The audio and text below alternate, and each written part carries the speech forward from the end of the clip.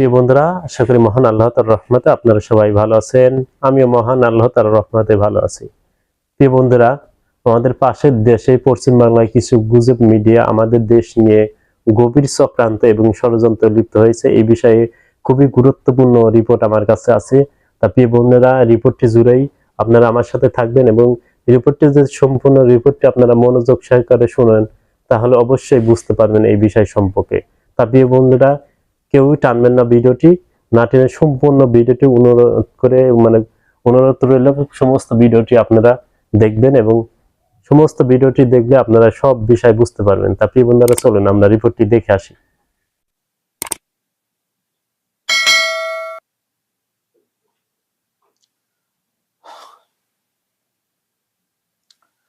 দর্শক দেখুন কি অবস্থা, কি লক্ষ্য, কি টার্গেট। এই ম্যাপ তৈরি করে আমি দেখছি যে বর্তমান পত্রিকা একটা রিপোর্ট প্রকাশ করেছে, খুবই ভয়ঙ্কর একটা রিপোর্ট এবং খুবই সাহসী একটা রিপোর্ট, সেটাও বলবো। আর এটাও বলবো যে অনেকদিন পরে আমি বর্তমান পত্রিকাকে এই রকম একটা সাহসী রিপোর্ট প্রকাশ করতে দেখছি। মাঝখানে তো সেই যে সাহসিকতা বর্তমান পত্রিকার, সেটা তো এখন আর নেই। তো যাই হোক, এরই মধ্যে এই যে রিপোর্টটা প্রকাশ করেছে এই পত্রিকা, এক কথাই বলবো, এটা একটা সাহসী রিপোর্ট। আমি জানি না এর পেছনে আবার অন্য কোনো রহস্য লুকিয়ে আছে কিনা তাদের, কিন্তু যাই হোক, এই যে রিপোর্টটা প্রকাশ করা হয়েছে, এক কথাই খুবই ভয়ঙ্কর একটা ব্যাপার, খুবই অশনি সংকেত যা সব উল্লেখ করা হয়েছে, আর খুবই সাহসী একটা রিপোর্ট, এটা বলার কোনো অপেক্ষা রাখে না। আমি আপনাদেরকে পুরো রিপোর্টটা পড়ে শোনাবো। দেখতেই পাচ্ছেন বর্তমান, উপরে লেখা দেখুন, ইসলামিক বাংলাস্তানের লক্ষ্যে জামাত। তারপরে ম্যাপটা দেওয়া আছে, কতটা অংশ জুড়ে কি টার্গেট, তার নিচে রিপোর্ট লেখা রয়েছে। আমি আপনাদেরকে খানিকটা পড়ে শোনাবো। দেখুন, নিজস্ব প্রতিনিধি, কলকাতা। ধর্মান্ধ কয়েকটি রাজনৈতিক দল, ধর্মীয় সংগঠন আর ভারত বিদ্বেষী অংশ হাইজ্যাক করেছে ছাত্র আন্দোলন। তারই পরিণতি অগ্নিসংযোগ, লুটতরাজ আর সংখ্যালঘু নির্যাতনের এই নৈরাজ্য। গত 5 আগস্ট শেখ হাসিনার পতনের পর 20 আকারে বিকশিত হয়েছিল এই পরিস্থিতি। আর বৃহস্পতিবার রাতে মোহাম্মদ ইউনূসের নেতৃত্বে অন্তর্বর্তী সরকার গঠিত হতেই নখ দাঁত বের করে ফেলেছে মৌলবাদীরা। সমাজ মাধ্যম জুড়ে জামাত আর হেফাজতে ইসলামের কর্মী সমর্থকদের একটাই দাবি, এবার গজওয়াতুল হিন্দ ব্র্যাকেটে অমুসলমানদের বিরুদ্ধে যুদ্ধ শেষে আদায় করতে হবে ইসলামিক বাংলাস্তান। সমগ্র বাংলাদেশ, পশ্চিমবঙ্গ, ঝাড়খণ্ডের একটা বড় অংশ, বিহারের কিষানগঞ্জ, নেপালের ঝাপা, মায়ানমারের রাখাইন, আন্দামানের কিছু অংশ এবং উত্তর পূর্ব ভারতের অসম, ত্রিপুরা, মেঘালয়, মিজোরাম এবং মণিপুরের কিছু অংশ নিয়ে প্রস্তাবিত এই বাংলাস্তান। কাঙ্ক্ষিত এই এলাকা আদায়ে আরো একটি মুক্তিযুদ্ধে নামার আহ্বান জানানো হচ্ছে ফেসবুক এক্স দুনিয়ায়। এমনকি এই প্রচারও চলছে যে প্রস্তাবিত বাংলাস্তানের সরকারি ভাষা হবে আরবি ও উর্দু। ইতিমধ্যেই ঢাকা সহ বাংলাদেশের বিভিন্ন বড় শহরে রাস্তার ধারে আরবি ভাষায় লেখাচিত্রে সাজানো হচ্ছে দেওয়াল ও প্রতিষ্ঠান। অন্তর্বর্তী সরকারের বেশ কয়েকজন মাতব্বরও এবার সরাসরি ভারতের বিরুদ্ধে লড়াইয়ে নামার আহ্বান জানাচ্ছেন। গোয়েন্দারা বলছেন, বাংলাদেশের নিষিদ্ধ ঘোষিত জঙ্গি সংগঠন হরকাতুল জেহাদি ইসলামী অর্থাৎ হুজি, জামাতুল মুজাহিদিন বাংলাদেশ জামাতুল মুজাহিদিন বাংলাদেশ, যেটাকে বলা হয় জেএমবি, হেফাজতে ইসলাম এবং জামাতপন্থীরা কখনো বৃহত্তর বাংলাদেশ, কখনো মোগলস্তান, আবার কখনো মুসলিমাবাদ গঠনের দাবি জানাচ্ছিল। তারই নব্য সংস্করণ এই বাংলাস্তান। নতুন এই দাবি তোলার ক্ষেত্রে এখনো সংগঠনগুলির মধ্যে যোগসূত্র প্রকট হয়েছে বলেই মনে করছেন গোয়েন্দারা। গোয়েন্দারা বলছেন গত দুদিন ধরে সমাজ মাধ্যমে বাংলাদেশিদের একটা অংশের তৎপরতা চরমে। তার সঙ্গে যোগ দিয়েছে পাকিস্তানের পেশোয়ার, করাচি, লাহোর ও কোয়েটার কট্টর ভারত বিরোধী কয়েকজন ব্লগার। এমনকি জেএমবি এবং হুজির জেলখাটা জঙ্গিরাও সে কাজে নাম লিখিয়েছে। এমনও কয়েকজন রয়েছে যারা মাত্র দুদিন আগে বাংলাদেশের জেল ভেঙে বেরিয়েছে। গোয়েন্দারা দেখছেন সংগঠন নির্বিশেষে এখনো ধর্মান্ধ নেটিজেনদের সিংহভাগ দেশের নতুন নামকরণ ও নতুন জাতীয় সঙ্গীতের পক্ষে।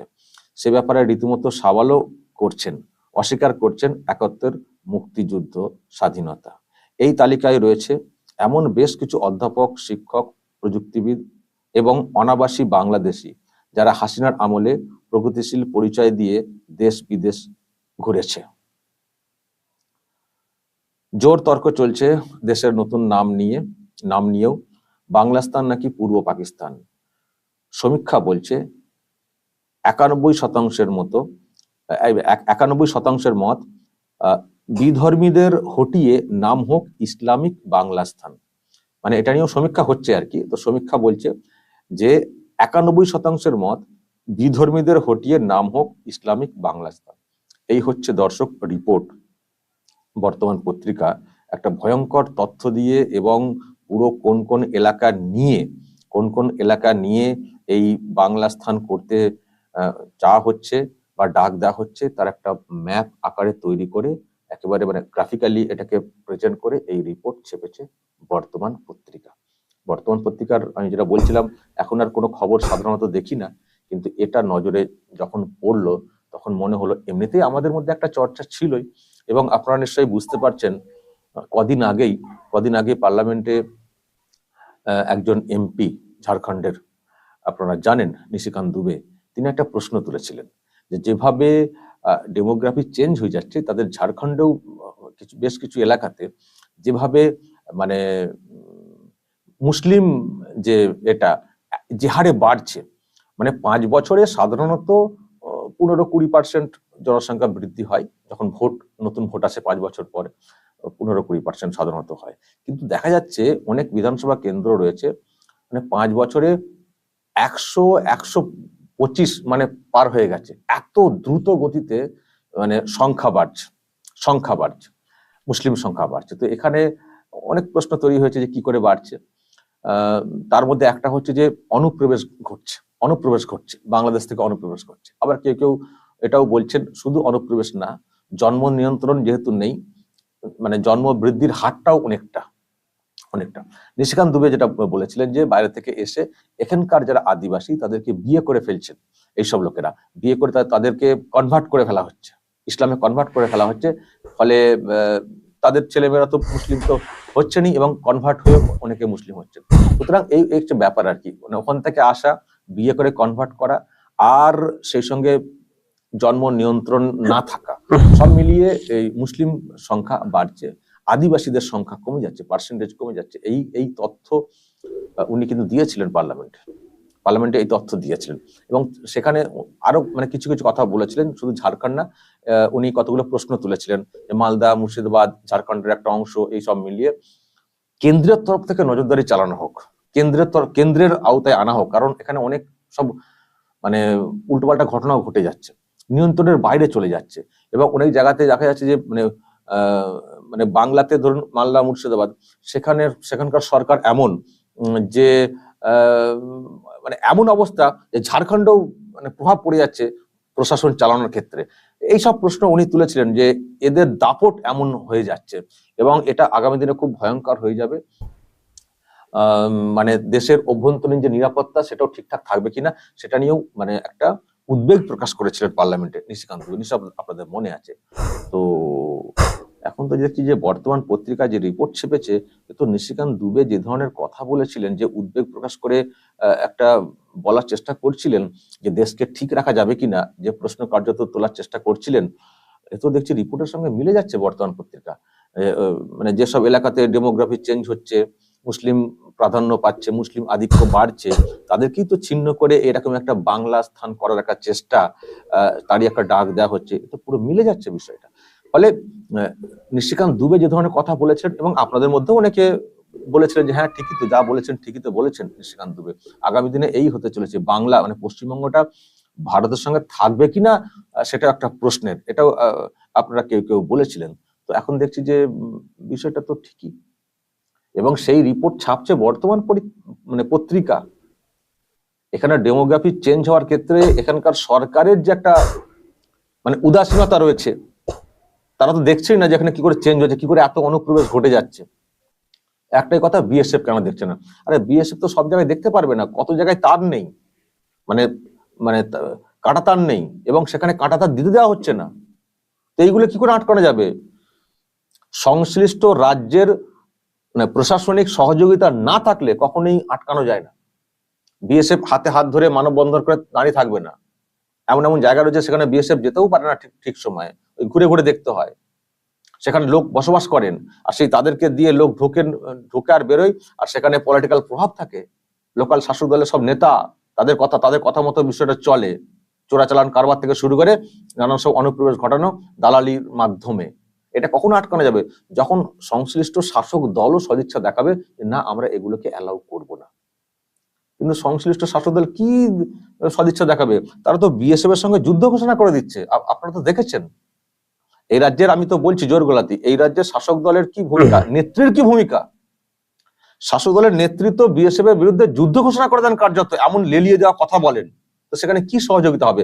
বিএসএফ এবং ওই এলাকার সাধারণ মানুষের যদি একটা কোঅপারেশন, একটা সহযোগিতা থাকে, এবং লোকাল যারা নেতা যদি তাদের একটা সদিচ্ছা থাকে, তবেই তো সকলে মিলে তো এটাকে আটকানো যাবে। দেশটা তো সবার রে বাবা, বিএসএফ এর তো একার দায়িত্ব না।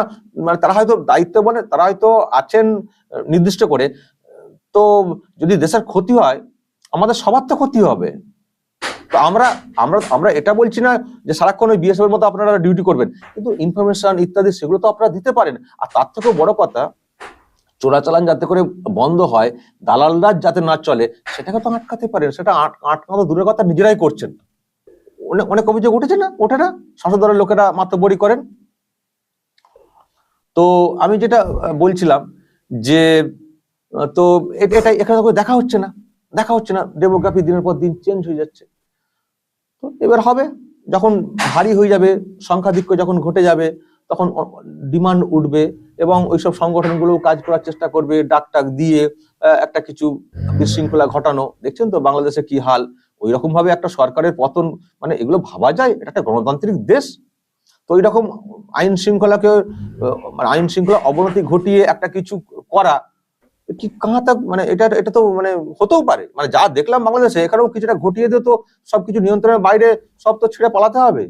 যারা দায়িত্বে আছে সব ছেড়ে পালাতে হবে, মানে এমন অবস্থা করে দেওয়া হবে যে টিকতে পারবেন না। দেখছেন তো সব ছবি টবি কেমন সব আসছে, মারধর ইত্যাদি থেকে শুরু করে কত কি। ফলে এই যে ডাকটা দেওয়া হচ্ছে, এবং এটার যে একটা চেষ্টা হবে না, এটা কিন্তু একেবারে অস্বীকার করা যাচ্ছে না। ফলে এই পত্রিকার যে রিপোর্টটা ছেপেছে, সোশ্যাল মিডিয়া বা বিভিন্ন জায়গা থেকে চর্চার থেকে উঠে আসা তথ্যের ভিত্তিতে হয়তো ছেপেছে, কিন্তু একেবারে যে অমূলক তা না, এরকম টার্গেট যে নেই তা না। আমরাও কতগুলো ভিডিও দেখছি, মানে হুঁশিয়ারি দেওয়ার ভিডিও, সেটাও সামনে এসছে। তো এরকম একটা প্রতিষ্ঠিত পত্রিকা তারা যখন রিপোর্টটা করছে, সুতরাং অবশ্যই এই মুহূর্তে তো গুরুত্ব তো দিতেই হবে। আর মানে এটা না হওয়ার কিছু নেই, মানে এরকম ডাকটা না হওয়ার কিছু নেই। আর জানি না আগামী দিনে এরকম পরিস্থিতি হয়ে যাবে কিনা। শ্যামাপ্রসাদ মুখোপাধ্যায় যেটা করেছিলেন, মানে বাংলার একটা অংশকে ভারতের সঙ্গে রেখে দিয়ে আমাদেরকে সুরক্ষিত রাখার জন্য, বিশেষ করে বাঙালি হিন্দুদের জন্য বলবো, তো এখন যা অবস্থা, যেদিকে যাচ্ছে পরিস্থিতি, এবং যেভাবে জনসংখ্যা বৃদ্ধি হচ্ছে ওই দেশে বা আশপাশের রাজ্যগুলোতে, তো জানি না কি হবে। ভারতের এই ম্যাপটার কি ভবিষ্যৎ কি দাঁড়াবে জানি না। এখন দেখুন, সবাই সবার নিজের ধর্মে থাকবেন, জন্মাবেন, সেটা তাদের নিজস্ব ব্যাপার। কিন্তু যদি নিয়মের বাইরে গিয়ে কিছু হয়, যদি দেশকে টুকরো টুকরো করার কোনো চেষ্টা হয়, অনুপ্রবেশ ঘটিয়ে যদি একটা অশান্তি পাকানোর চেষ্টা হয়, ভারতকে ইচ্ছা করে আঘাত করার চেষ্টা হয়, সেটা তো মেনে নেওয়া যাবে না। তো সেটার জন্য কি করতে হবে? সেটার জন্য একটাই করার, কেন্দ্রের যারা দায়িত্ব রয়েছেন তাদেরকে সতর্ক হতে হবে, তাদেরকে সজাগ থাকতে হবে। এখন থেকে যদি এই ধরনের যে বীজ যেগুলো তৈরি হচ্ছে, যদি সেগুলোকে মেরে ফেলা না হয়, তাহলে কিন্তু হাসিনার মতো পরিস্থিতি হবে, এটুকু বলতে পারি। আজকে হাসিনার কেন এরকম হাল হলো? হাসিনার এইরকম হাল হয়েছে, উনি কিন্তু শুরু থেকে বীজগুলোকে মেরে ফেলেননি। শুরু থেকে বীজগুলোকে মেরে ফেলেননি।